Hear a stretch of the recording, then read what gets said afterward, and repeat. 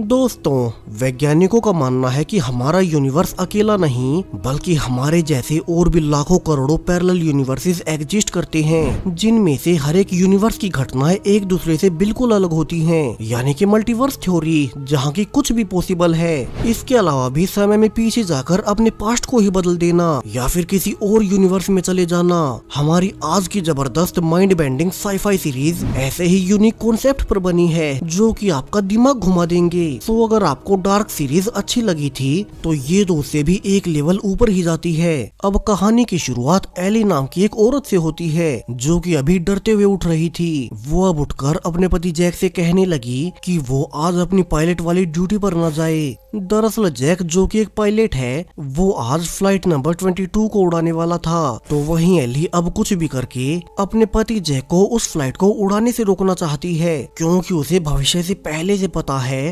कैसे आज वो फ्लाइट उड़ने के थोड़ी ही देर बाद बीच समुद्र में क्रैश हो जाएगी और उसके पति समेत उस फ्लाइट में मौजूद सभी पैसेंजर्स मारे जाएंगे।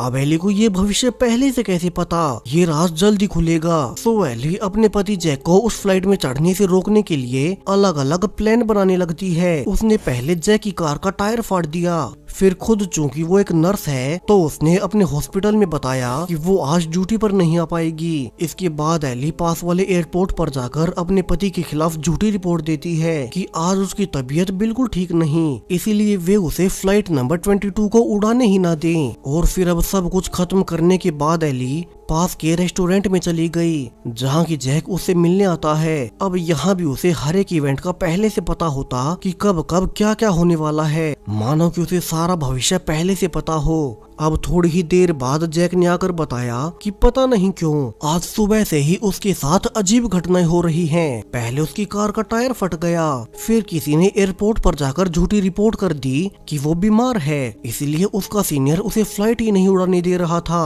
अब शुरू में ये सुनकर एली बहुत खुश होती है कि उसका प्लान काम कर गया, लेकिन तभी जैक उसे बताता है कि उसने फाइनली अपने सीनियर को समझा ही दिया है कि उसे कोई बीमारी नहीं और उसे फाइनली उसकी वो फ्लाइट फिर से मिल गई। अब ये सुनते ही एली रोने लगती है। वो जानती थी कि वो कुछ भी कर ले वो अपने पति को उस फ्लाइट में चढ़ने से रोक नहीं सकती, जबकि जैक को लगा कि एली खामखा ही डर रही होगी और वो उसे शांत कर अपनी ड्यूटी पर निकल गया। एली अब भी हार नहीं मानती और वो एक और कोशिश करते हुए उसी फ्लाइट की टिकट लेकर प्लेन में चढ़ गई, जहाँ की वो अपने पति जैक को फिर से समझाती है कि अभी भी वक्त है, वो इस फ्लाइट को ना उड़ाए। हालांकि जैक जिसे कि लग रहा था कि एली ओवर रिएक्ट कर रही है, उसने समझाने की कोशिश भी की। वो अभी अपने करियर के शुरुआती दौर में है और ऐसे तो अगर वो आखिरी टाइम में अपनी फ्लाइट्स को छोड़ता रहा तो आगे उसे कोई काम नहीं मिलेगा। एली ने इसके बाद पूरे प्लेन में तमाशा बना दिया, जिसके बाद अब गार्ड्स उसे पकड़कर नीचे उतार देते हैं और जैक आखिरकार एली की लाख कोशिशों के बावजूद प्लेन को उड़ाने चला ही गया। एली अब रोते हुए एक लोकल गुंडे से गन खरीद लेती है, फिर वो घर जाकर ड्रिंक करते हुए अपने फोन को देखने लगी,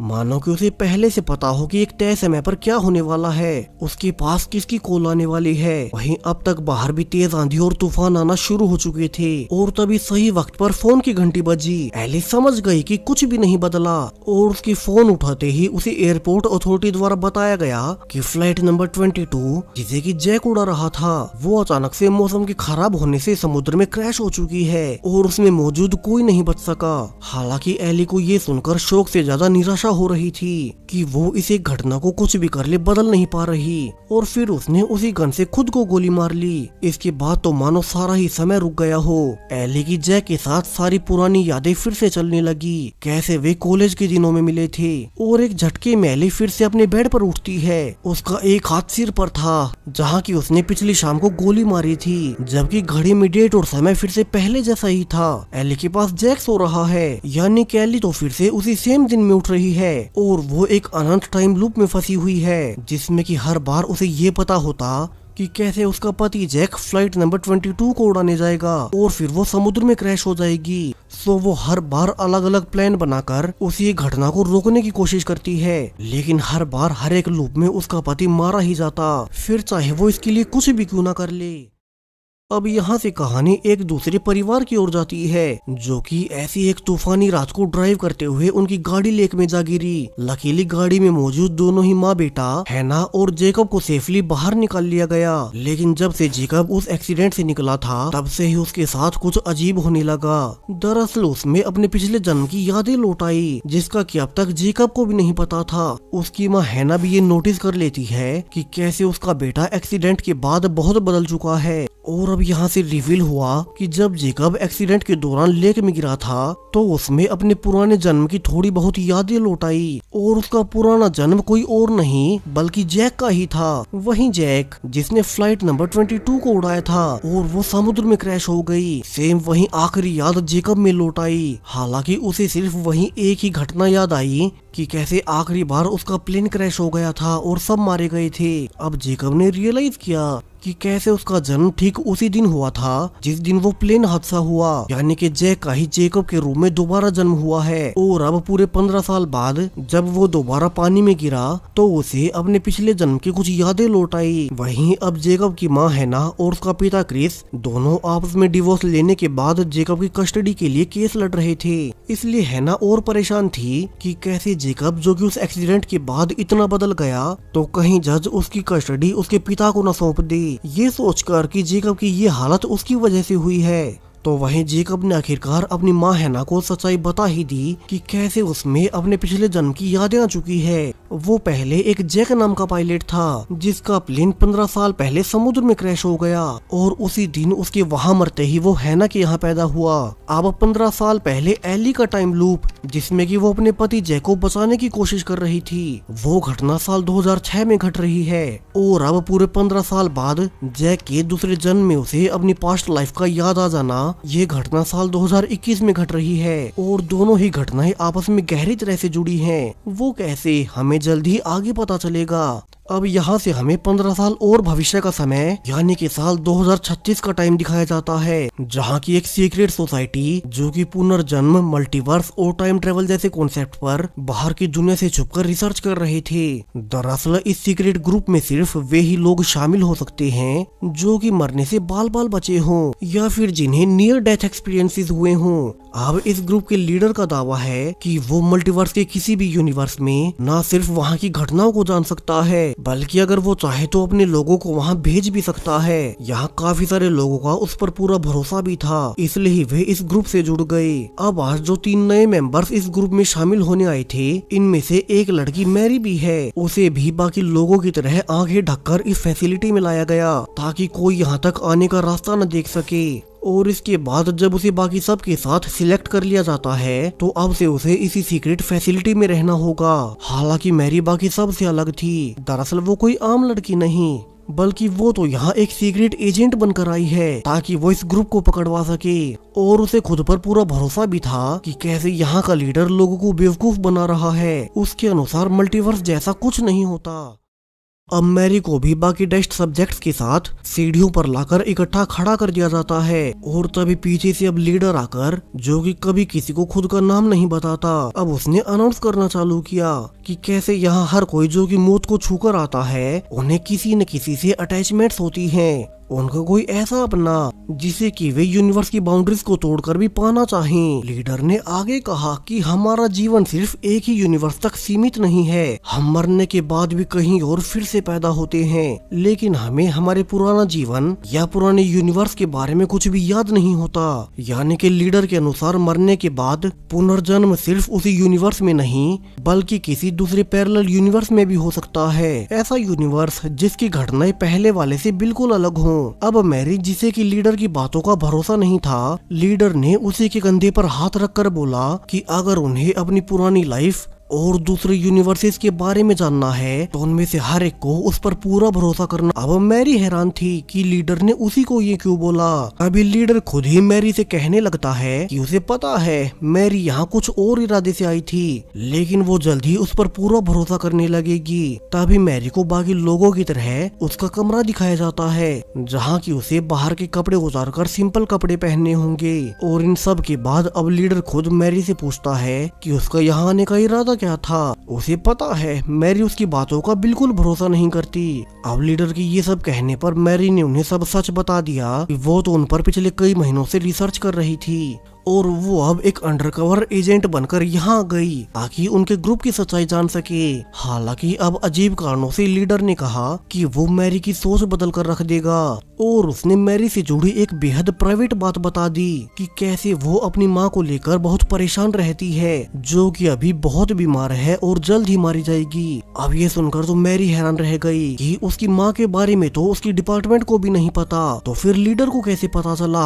और वो रोने लगती है। जिसके बाद मैरी ने अब लीडर के कहने पर उस पर एक आखिरी बार भरोसा करने का फैसला किया। तो वहीं साल 2006 में एली, जो कि एक ही दिन को बार बार जी रही थी, उसका पति इस दिन के आखिर में हर बार मारा जाता। सो अब उसे कुछ समझ नहीं आता कि वो इस टाइम लूप से कैसे निकले। वो हर बार हर एक टाइम लूप में अपने पति जैक को बचाने की कोशिश कर चुकी है, लेकिन वो कभी सफल नहीं रही। और अब इस बार भी जब वो एक लूप के दौरान उसी रेस्टोरेंट में जाती है जहाँ की वो हर बार अपने पति के फ्लाइट पर जाने से पहले उसे आखिरी बार मिला करती थी, लेकिन आज कुछ अलग हुआ। वेट्रेस ने एली को बताया कि उसकी टेबल नंबर 24 पर ऑलरेडी कोई उसका इंतजार कर रहा है, जिससे एली को बहुत हैरानी हुई क्योंकि ये आज पहली बार हो रहा था और वो समझ गई कि ये कोई नॉर्मल लूप नहीं हो सकता। तो वो जल्दी से भागते हुए उसी टेबल पर जाती है और उसने देखा कि एक आदमी उसी का इंतजार कर रहा है। अब एली को देख उस आदमी ने बताया कि वो एक डिटेक्टिव है और एली को उसके साथ चलकर एक लड़की का चेकअप करना है। अब एली ने नोटिस किया कि हर रोज तो सेम इसी समय पर उसका पति जैक यहाँ उससे मिलने आ जाता था, लेकिन वो आज कुछ लेट हो गया। वहीं आज तो बाकी की घटनाएं भी कुछ अलग हो रही थी। तो एली समझ गई कि उसका इस लूप से निकलने का यही एक रास्ता है कि वो इस आदमी के साथ चली जाए। फिर वो उसके साथ हॉस्पिटल में जाने लगती है। हालांकि वो अब जाने से पहले एक आखिरी बार अपने पति जैक को गले भी लगाती है, क्योंकि उसे पता था कि ये लूप खत्म होने के बाद उसके पति जैक की मौत और वो प्लेन वाला एक्सीडेंट परमानेंट हो जाएगा। वहीं अब तक तो वो अंदर ही अंदर समझ भी चुकी थी कि चाहे वो कुछ भी कर ले, वो अपने पति की मौत को टाल नहीं सकती। तो वो अब जल्दी से उस आदमी के साथ हॉस्पिटल में चली गई। लेकिन अब इस हॉस्पिटल में आकर एली को बहुत अजीब लग रहा था। उसने आगे जाकर देखा कि कैसे एक लैब में एक बंद बैग में एक बॉडी हिल रही है। अब एली ने नोटिस किया कि किसी ने लैब का दरवाजा बंद कर रखा था। सो वो उस अनजान आदमी से कहने लगी कि लैब के अंदर वाले बैग में कोई आदमी अभी तक जीवित है। सो उन्हें जल्दी से अंदर जाकर उस बैग को खोलना होगा ताकि उसे सांसें आ सके। लेकिन अब वो आदमी एली को उस गेट की चाबी दिखाते हुए कहता है कि उसे यहाँ से 2 ऑप्शन चुनने होंगे, और उसने रिवील करना शुरू किया कि उस बैग में कोई और नहीं बल्कि एली की ही फ्यूचर डॉटर है। अब एली समझ गई कि ये आदमी कोई नॉर्मल नहीं हो सकता। उसे तो उसके पहले वाले लूप्स के बारे में भी पता था, और अब वो उसे 2 ऑप्शंस देता है कि या तो एली फिर से इस टाइम लूप को शुरू कर अपने पति जैक की जान बचाने की कोशिश करती रहे, या फिर अभी इस चाबी से अंदर जाकर अपनी बेटी की जान बचा ले। लेकिन फिर ये लूप खत्म हो जाएगा और उसके पति जैक की मौत परमानेंट हो जाएगी। दरअसल हर लूप में जब एली अपनी जान लेती थी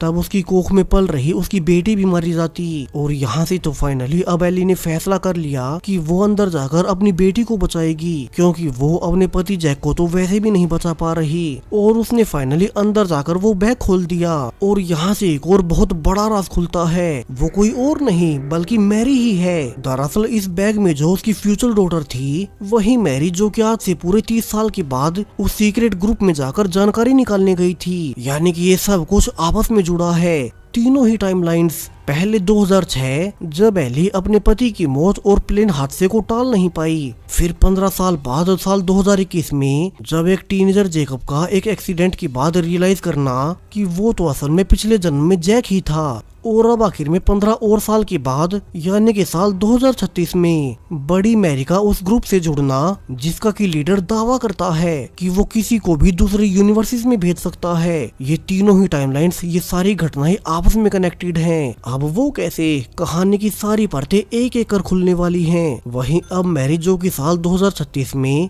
उस सीक्रेट ग्रुप के साथ जुड़ चुकी थी, वहाँ पर उसे पता चला कि कैसे यहाँ तो लीडर एक एक कर टेस्ट सब्जेक्ट्स को चुनता है और फिर वो उन्हें उनकी विश के अनुसार किसी भी ऐसे यूनिवर्स में भेज सकता है जहाँ पर कि उनकी लाइफ सबसे अच्छी चल रही हो। वहीं उसे बताया भी गया कि लीडर ने कहा है मैरी अपने नंबर आने से पहले एक आखिरी बार बाहर जाकर अपनी बूढ़ी माँ एली को दिखाए, क्योंकि जल्द ही उसे भी चुना जाएगा और फिर तो मैरी इस यूनिवर्स में ही नहीं रहेगी। सो मैरी अब यहाँ से बाहर जाकर अपनी माँ एली के अपार्टमेंट में गई, जहाँ की एली अब तक बहुत बूढ़ी हो चुकी थी। इसके साथ ही वो अक्सर बहुत बीमार भी रहती है। तो वहीं साल 2021 में अब जेकब अपने पूरे स्कूल के सामने एक एनुअल मीटिंग में कन्फेस कर लेता है कि वो ही पिछले जन्म में जैक नाम का एक पायलट हुआ करता था, जिसके की प्लेन क्रैश में उस समय 200 से ज्यादा पैसेंजर्स मारे गए। अब ये सुनकर तो जेकब की माँ, सारे टीचर्स और बच्चे यही सोचने लगते हैं कि शायद से जेकब के सिर में कार एक्सीडेंट के दौरान चोट लग गई होगी, वरना तो कोई इंसान दोबारा जन्म कैसे ले सकता है। जिस वजह से अब शाम को ही जेकब की माँ हैना को स्कूल प्रिंसिपल की ओर से ऑफिस में बुलाया गया और उन्हें वार्निंग दी जाती है कि वो अपने बेटे जेकब को समझाए कि वो आगे से स्कूल में बच्चों के सामने ऐसी बातें ना करें, वरना तो वे उसे स्कूल से निकाल देंगे। हालांकि अब भी पूरे स्कूल में एक एमिली नाम की लड़की ही थी जिसे कि जेकब की बातों पर पूरा भरोसा था और वो जेकब को भरोसा देती है कि वो उसके पुराने जन्म की सारी यादें वापस लाने के लिए उसका पूरा साथ देगी। अब जेकब के लिए तो अपनी माँ हैना तक को समझाना मुश्किल हो रहा था कि वो सच में ही पिछले जन्म में जैक था। हैना घर जाकर उस पर बहुत गुस्सा भी करती है कि आज उसे स्कूल असेंबली में वो सब कहना नहीं चाहिए था। जल्दी यहाँ ऐना का एक हस्बैंड भी आ गया और वो गुस्से में कहता है कि हैना ही उनके बेटे को संभाल नहीं पा रही, इसलिए वो ऐसे बहकी बहकी बातें कर रहा है। अब हैना यहाँ से उसी पायलट जैक और उस प्लेन हादसे की जानकारी निकालना शुरू कर देती है और उसने रियलाइज किया कि बिल्कुल जिस समय वो प्लेन क्रैश हुआ था ठीक उसी दिन उसी जेकब भी पैदा हुआ। हालांकि इससे ये साबित नहीं होता कि जैक ही उसकी मौत के बाद जेकब के रूप में पैदा हो गया और जेकब को तो उस प्लेन हादसे के अलावा अपनी जैक वाली पुरानी लाइफ के बारे में और कुछ याद भी नहीं था। तो वहीं अब साल 2006 में एली के टाइम लूप वाला आखिरी दिन दिखाया जाता है, जब एली एक आखिरी बार इस लूप को जिएगी। उसे फ्यूचर से पहले से पता था कि आगे जाकर उसकी एक बेटी पैदा होने वाली है। सो उसने जैक से ही उनकी बेटी का नाम पूछ लिया और जैक ही उसे मैरी नाम देता है। इसके बाद एली ने एक लेटर पर अपने टाइम लूप की सारी घटनाओं कि कैसे उसने अपने पति जैक को बचाने के लिए लाखों कोशिशें की, मगर वो हर बार नाकामयाब रही। उसने वो सब लिख डाला और फिर जब जैक उसे आखिरी बार मिलने आया तो एली कहती है कि वो इस नोट को प्लेन में जाने के बाद ही पढ़ी, यानी कि मरने से ठीक पहले जैक को पता चल गया था कि कैसे उसकी पत्नी बार बार एक ही दिन को जीकर उसे बचाने की कोशिश कर रही थी, लेकिन वो उसे कभी नहीं बचा पाई। और अब पूरे 16 साल के बाद जेकब को याद आ चुका है कि एली ही उसकी पत्नी है और उसने उसे बचाने की बहुत कोशिशें की। अब साल 2021 में जैक और एली की बेटी मैरी भी 15 साल की हो चुकी थी, जहाँ की अब एली ने अपने टाइम लूप के ऊपर एक किताब लिख डाली ताकि वो सबको अपनी आप बीती सुना सके। हालांकि अभी किसी को ये नहीं पता ये बुक कोई फिक्शन नहीं बल्कि सच में ही एली की लाइफ पर बेस्ड है। एली जब प्रेस के सामने बताती भी है कि कैसे वो 15 साल पहले टाइम लूप में फंस गई थी, तो सबको लगा कि वो अपनी बुक के लिए फिक्शन स्टोरी सुना रही होगी। वहीं एली अब भी अपने पति जैक को याद करती रहती है जो कि उस प्लेन हादसे में मारा गया था, जबकि उसकी बेटी मैरी तो हमेशा अपनी माँ के प्यार के लिए तरसती रही। दरअसल उस टाइम लूप से निकलने के बावजूद एली पर उसका गहरा प्रभाव पड़ गया, जिससे कि वो अपनी बेटी मैरी पर कभी ध्यान नहीं दे सकी। उल्टा वो अपनी बेटी को हमेशा कहती रही कि काश वो उसके पिता जैक को बचा पाती और उसे इसका हमेशा मलाल रहेगा। अब साल 2036 में बड़ी मैरी जो कि लगभग 30 साल की हो चुकी है, वो लीडर के कहने पर एक आखिरी बार अपनी माँ से मिलने पहुंच गई, जहाँ की बूढ़ी एली कहती है कि वो बहुत बीमार है, सो मैरी को उसके साथ होना चाहिए। लेकिन मैरी ने कहा कि उसने अपनी पूरी ही लाइफ ये सुनते हुए बिता दी है कि कैसे उसी की वजह से उसकी माँ एली को जैक को खोना पड़ा, इसलिए अब वो सब कुछ छोड़कर लीडर के साथ उनके ग्रुप में शामिल हो रही है। अब मैरी ने जाने से पहले अपनी माँ के लिए एक रिकॉर्डिंग छोड़ दी और जब एली अकेले में उस रिकॉर्डिंग को सुनती है तो मैरी ने सब बताया कैसे वो पहले FBI के साथ मिलकर इस सीक्रेट ग्रुप के ऊपर जांच पड़ताल कर रही थी और उसे एक बेहद ही अजीब बात पता चली कि साल 2006 में जिस फ्लाइट नंबर 22 का उसके पिता जैक के साथ क्रैश हुआ था, तब उस फ्लाइट का डिस्पैचर कोई और नहीं बल्कि लीडर ही था, जो कि अब लोगों को दूसरे यूनिवर्स में भेजने की बातें करता है, यानी कि सब कुछ आपस में ही कनेक्टेड है। लीडर खुद भी उसी फ्लाइट नंबर 22 का डिस्पैचर रहा था जिससे कि ये पूरी कहानी शुरू हुई। दरअसल डिस्पैचर वो पोस्ट होती है जो कि एयरपोर्ट के कंट्रोल रूम में बैठकर लगातार पायलट के साथ कांटेक्ट में रहता है। इसलिए शुरू में मैरी खुद उसके ग्रुप से जुड़ने जा पहुंची। अब मैरी ने आगे कहा कि अगर सच में लीडर उन्हें कहीं भी भेज सकता है तो वो किसी ऐसे यूनिवर्स में जाना चाहेगी जहाँ की उसके पिता की मौत ना हुई हो और वहाँ सब कुछ अच्छा हो। और मैरी ने एक आखिरी मैसेज भी दिया कि अगर वो अपनी माँ को फिर कभी ना मिले तो एलिस समझ जाए कि उसकी बेटी अब इस यूनिवर्स में ही नहीं है। तो वहीं साल 2021 में जेकब, जिसे कि अपने पुराने जन्म के सिर्फ कुछ ही बातें याद थी, अब उसे उसकी दोस्त एमिली ने सुझाव दिया कि चूंकि उसे पहले पानी में गिरने से ही अपना पिछला जन्म याद आया था तो फिर तो उसके फिर से पानी में जाने से और यादें लौट सकती हैं। तो वहीं घर पर जेकब का पिता क्रिस फिर से हैना के करीब आने की कोशिश करने लगता है ताकि उनका परिवार फिर से एक हो सके, लेकिन हैना ने ये कहकर मना कर दिया कि अब वे आगे फिर कभी एक नहीं हो सकेंगे और क्रिस इसकी कोशिश भी न करे। लेकिन अब क्रिस के वहाँ से जाते ही रिवील हुआ कि हैना तो इसलिए क्रिस से अलग हुई थी क्योंकि वो खुद एक दूसरी औरत से प्यार करती है, यानी कि वो स्ट्रेट नहीं थी, जिसके बारे में अभी उन दोनों के अलावा और किसी को नहीं पता। तो वहीं साल 2036 में अब मैरी फिर से लीडर के पास उसी सीक्रेट फैसिलिटी में आ जाती है। यहाँ उसने देखा कि उससे पहले एक और आदमी का नंबर था जिसे कि लीडर दूसरे यूनिवर्स में भेज देगा। अब यहाँ से मैरी ने सब नोटिस करना शुरू किया कैसे इस पूरे ही प्रोसेस में कई सारी स्टेजेस होंगी। पहले लीडर अकेले में उसे सब समझाएगा और फिर उसे एक शांत कमरे में ले जाकर एक ऐसी दवा लेनी होगी जो कि मन को शांत कर सके और फिर उसे अपने अंदर की आवाज से वो ड्रॉ करना है जैसी दुनिया उसे हमेशा से चाहिए थी। इसके बाद लीडर फिर से सब्जेक्ट को उसके इस यूनिवर्स के पास्ट और फ्यूचर के बारे में सब बता देगा कि अगर वो यहाँ रुक गया तो उसकी लाइफ में आगे क्या होने वाला है। और फिर आखिरी स्टेप में उस सब्जेक्ट को अपनी मर्जी से जान देनी होगी। अब ये जानकर तो मैरी डर गई। उसे लगा कि कहीं ये सब कुछ कोई चाल तो नहीं, क्योंकि अगर कोई मारा ही गया तो इसकी क्या गारंटी है कि वो दूसरे यूनिवर्स में पहुंच गया होगा।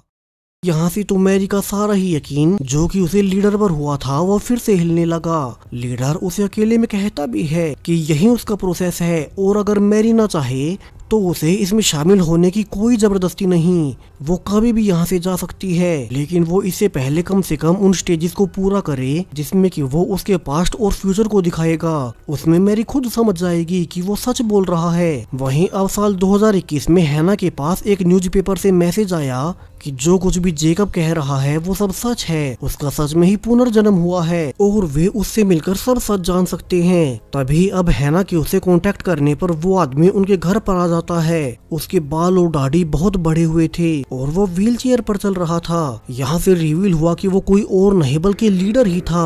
वही लीडर जो कि 15 साल के बाद साल 2036 में लोगों को दूसरे यूनिवर्स में भेजने का दावा करेगा। अब लीडर पहले साल 2006 में फ्लाइट नंबर 22 का डिस्पैचर रहा था और अब 15 साल के बाद उसे जेकब के बारे में पता चल गया कि वो जैक का ही पुनर्जन्म है। फिर 15 और साल के बाद यानी कि साल 2036 में वो जैक और एली की बेटी मैरी को अपने ग्रुप में शामिल करेगा। यानी कि लीडर शुरू से ही इस पूरी कहानी से जुड़ा है।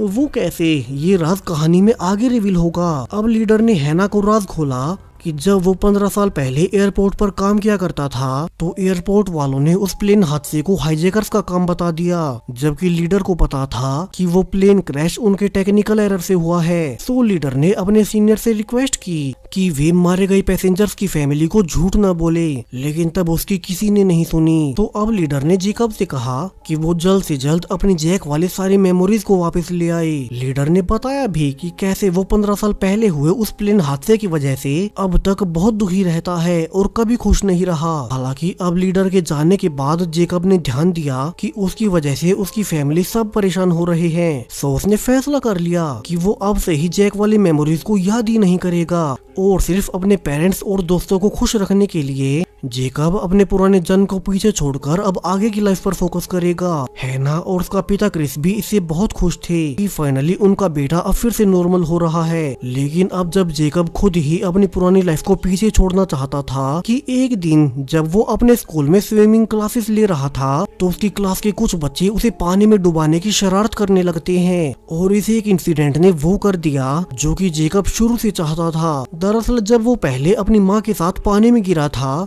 तो तो उसे अपने पुराने जन्म की कुछ यादें वापस आ गई। लेकिन अब दोबारा फिर से उसके पानी में डूबने से उसे अपने पुराने जन्म की जैक की लाइफ की पूरी ही यादें वापस आ चुकी हैं। उसे याद आ गया कि कैसे एली ने उसे उस प्लेन क्रैश वाले आखिरी दिन बताया भी था कि वो प्रेग्नेंट है, यानी कि अब तक तो उसकी बेटी भी उसी की उम्र की यानी कि करीब 15 साल की हो चुकी होगी। अब एक दिन जब जेकब अपनी माँ और माँ की गर्लफ्रेंड के साथ गेम्स खेलने आया था तो जेकब का पिता क्रिस उसे फोन करने लगता है ताकि वो अपनी फैमिली को फिर से जोड़ सके। हालांकि अब जेकब ने उन्हें सच्चाई बता ही दी कि उसकी माँ हैना अब उन्हें कभी नहीं मिलेंगी। वही अब अचानक से जेकब किसी बड़े मैच्योर आदमी की तरह बात कर रहा था क्योंकि उसमें जैक की सारी यादें वापस लौट आई और उसने अपने पिता को सलाह दी कि उन्हें भी अपनी लाइफ में आगे बढ़ जाना चाहिए क्योंकि उसकी माँ हैना स्ट्रेट नहीं बल्कि लेस्बियन है जो कि उन्हीं की एक ऑफिसर फ्रेंड से प्यार करती है और वो उनके पास वापस कभी नहीं आने वाली।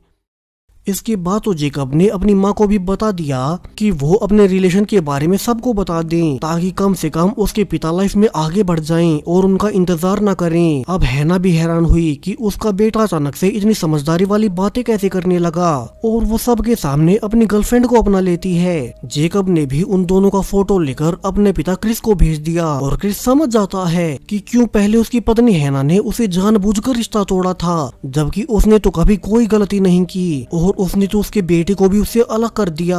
हालांकि अब जेकब जो कि समझ रहा था कि उसने ऐसा करके अपने पेरेंट्स की लाइफ आसान कर दी है, अभी उसे पता नहीं था कि ऐसा करके उसने कितनी बड़ी गलती कर दी। तो वहीं अब साल 2036 में लीडर फाइनली मैरी को दूसरे यूनिवर्स में भेजने के लिए रेडी हो चुका था। मैरी तो बाहर जाकर एक आखिरी बार अपनी माँ से मिलकर भी वापस आ गई। इसके बाद अब लीडर के आखिरी बार कंफर्म करने पर कि क्या सच में मैरी इस लाइफ को यहीं छोड़ना चाहती है, उसे अब इस प्रोसेस के दौरान ऐसी दवा दी गई जो कि उसके मन को शांत कर दे। फिर लीडर पीछे से आकर मैरी को उसके इस यूनिवर्स की लाइफ के बारे में बताने लगता है। इसके बाद मैरी के हाथों को बर्फ वाले ठंडे पानी में डालकर लीडर ने उसे उसकी विश पूछी कि वो अगर चाहती तो अपनी लाइफ में क्या बदलती। अब मैरी ने बताना शुरू किया कि कैसे उसकी माँ साल 2006 में एक टाइम लूप में फंस गई थी जिसमें कि वो कभी उनके पिता को नहीं बचा पाई और फिर उस लूप के बाद की उनकी पूरी ही लाइफ उसकी माँ सिर्फ जैक को ही याद करती रही और उन्होंने अपनी बेटी मैरी पर बिल्कुल भी ध्यान नहीं दिया। तो मैरी ने कहा कि वो एक ऐसे यूनिवर्स में जाना चाहती है जहाँ की उसकी माँ ने उसके पिता जैक को बचा लिया हो और फिर जैक और रैली बड़ी खुशी से अपनी बेटी मैरी को पाले। सिर्फ उसे घटना में बदलाव उसकी लाइफ बदल सकता है। हालांकि अब इसके बाद मैरी को कुछ और दिन इंतजार करना होगा क्योंकि लीडर तय करेगा कि वो मैरी की इस विश को कैसे पूरा करे। जबकि मैरी जो कि शुरू में यहाँ इस फैसिलिटी में FBI की अंडरकवर एजेंट बनकर आई थी क्योंकि उसे लग रहा था कि लीडर लोगों को बेवकूफ बना रहा होगा, लेकिन यहाँ आने के बाद उसे खुद ही लीडर पर पूरा भरोसा हो गया और अब तो वो उस समय का इंतजार कर रही है जब लीडर उसके प्रोसेस की आखिरी स्टेज को पूरा कर उसे किसी यूनिवर्स के उस समय में भेज देगा जिस दिन वो प्लेन हादसा कभी हुआ ही न हो। लेकिन अब मैरी की बुरी किस्मत कि जिस रात उसका आखिरी प्रोसेस पूरा होने वाला था कि इस फैसिलिटी पर ही FBI ने रेड मार दी। दरअसल चूंकि मैरी को यहाँ आकर FBI को इन्फॉर्म करना था कि इसके अंदर क्या चल रहा है, लेकिन मैरी को तो यहाँ आने के बाद लीडर पर पूरा भरोसा हो गया तो उसने उनकी यहाँ से कोई इन्फॉर्मेशन नहीं भेजी। तो FBI ने थक हार कर खुद ही फैसिलिटी पर रेड मार दी। जिस बीच अब एक एजेंट लीडर को भी गोली मार देता है। वहीं अब मैरी ने देखा कि लीडर को तो गोली लगने से अब वे बच नहीं पाएंगे तो वो उनसे रिक्वेस्ट करने लगी कि वे मरने से पहले उसकी आखिरी विश पूरी कर दें। वैसे भी मैरी के प्रोसेस का आखिरी स्टेज उसका एक दवा लेकर मरने का ही था, लेकिन अब लीडर ने कहा कि उसकी इतनी हालत नहीं बची कि वो उसकी विश पूरी कर सके। फिर भी वो मरने से पहले एक आखिरी राज खोलता है कि अगर मैरी चाहे तो अपने पिता जैक से अब भी मिल सकती है। उसने बता दिया कि कैसे उसके पिता जैक ने जेकब के रूप में फिर से जन्म लिया था और अब साल 2036 में वो करीब 30 साल का हो चुका होगा। लीडर खुद भी उससे 15 साल पहले मिला था और ये राज खोलते ही अब लीडर की सांसें रुक गई। तो वहीं साल 2021 में चूंकि जेकब को सब याद आ चुका था तो उसने इस समय की एली का नंबर निकाल लिया क्योंकि वो बुक लिखकर फेमस हो चुकी थी। जेकब ने फोन पर एली को बताया कि वो उसका पति जैक ही है। हालांकि शुरू में एली को उसकी बातों पर भरोसा नहीं होता, लेकिन फिर जेकब ने एली को उन दोनों के बीच की कुछ ऐसी प्राइवेट बातें बताई जो कि एक पति पत्नी के अलावा और कोई बाहर का इंसान नहीं जान सकता। जेकब ने ये भी कहा कि वो उसे और उनकी बेटी से मिलकर उन्हें सब समझा देगा। वहीं एली तो ये सुनकर शोक में चली गई कि उसका पति जैक, जो कि पहले प्लेन हादसे में मारा गया था, उसने तभी पुनर्जन्म ले लिया। उसे इसकी खुशी भी हुई, लेकिन सबसे बड़ी प्रॉब्लम ये है कि अब उसका पति जैक तो सिर्फ 15 साल का लड़का है। तो वहीं एमिली, जो कि जेकब को पसंद करती है, उसे भी इससे बहुत बुरा लग रहा था कि जेकब को पिछले जन्म की यादें आने से वो अपनी पुरानी पत्नी के पास चला जाएगा। तो वहीं साल 2036 में मैरी को पहले से पता नहीं था कि जेकब ही उसका पिता है, जबकि उसकी माँ को तो ये सच्चाई साल 2021 में ही पता चल गई। तो उसने ये सब मैरी को क्यों नहीं बताया? साल 2021 में ऐसा क्या हुआ था कि वे कभी एक नहीं हो सके? अब यहाँ से साल 2021 का वही समय दिखाया जाता है जब जेकब ने एली को ये यकीन दिलाकर कि वो उसी का पति है, वो एली और उनकी बेटी मैरी को एक होटल में मिलने बुलाता है। हालांकि एली और जेकब, उन दोनों के लिए ही ये मुलाकात बहुत वियर्ड होने वाली थी, क्योंकि अब उन दोनों की उम्र एक दूसरे से बहुत अलग है। उल्टा जेकब तो अब अपनी ही बेटी मैरी की ही उम्र के बराबर हो चुका था। सो एली अब अपनी बेटी मैरी के साथ उसी होटल में जेकब से मिलने जाने लगती है। तो वही लीडर भी इस वक्त में उसी होटल में रहा करता था। तो इससे आगे क्या होगा? जेकब, जो कि जैक का पुनर्जन्म है, वो अपनी पत्नी एली, जो कि उसी उम्र में बहुत बड़ी थी, और बेटी मैरी, उनकी मुलाकात कैसे होगी? वही लीडर का उनसे क्या कनेक्शन है? साल 2006, 2021 और 2036, ये तीनों ही टाइमलाइंस एक दूसरे से कैसे इफेक्ट हो रही हैं? सब कुछ रिवील होगा इस जबरदस्त मिस्ट्री सीरीज के दूसरे और आखिरी पार्ट में, जिसमें कि इस पूरी कहानी के सारे ट्विस्ट खुलेंगे। सो उसके लिए कमेंट्स में पार्ट 2 लिखते जाएं। साथ के साथ चैनल को अभी सब्सक्राइब करें इस सीरीज के फाइनल दूसरे पार्ट और भी ऐसे ही जबरदस्त सीरीज के लिए। Thank you.